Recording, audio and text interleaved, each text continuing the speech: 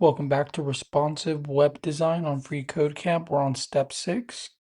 It says when you need to add a paragraph to a web page, you can use the P element like this. So similar to the H1 and the H2, you got the opening tag and the closing tag. When you wrap your text in a paragraph tag, it lets the page know that that is treated as a paragraph. It says learn the skills to become a full stack developer into a paragraph element. So that is what I said in the last lesson, that they're going to have us wrap this in a paragraph tag.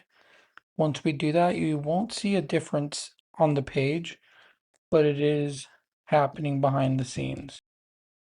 A cool little trick that you guys can keep in mind is that you can always right click and inspect, and it opens up these developer tools, and you can see like this lets us know that's an H1, this lets us know that's an H2, this lets us know that's a paragraph. Click it, it shows you here's a paragraph tag.